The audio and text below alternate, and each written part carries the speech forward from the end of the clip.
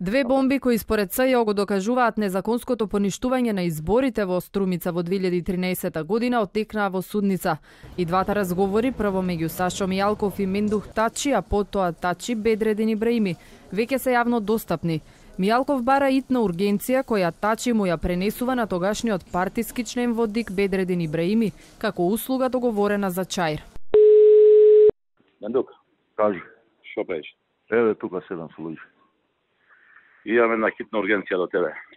Да. Може ли да гласате за нас сега за Струмица? Да не се усвои приговорот. У комисија? Да, у ДИК. Може, еве да се јавам одмah. Та се кане Струмица, напа. И пойдем туда святого, пожалуйста. Да во тој порту преш. Ага? Окей. Во тој порту преш и ми можеш поставиш. Ибраими во судница реагираше на веродостојноста на овие докази. Раскаже една анекдота од времето кога бил во ЈНА. Сум добил таму документ од претпоставените, во кој беше наведено: тешко прима нареđenje. Значи тешко сум примал наредби.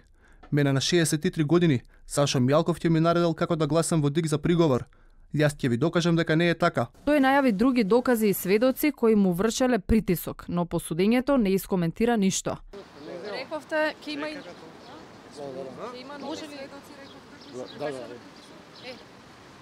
Лидерот на ДПА бараше превод на албански од клучната седница која трае околу половина час, кога се гласа за поништување на првиот изборен круг во Струмица и рече дека целиот процес е политички. И Тачи остана без коментар за медиумите.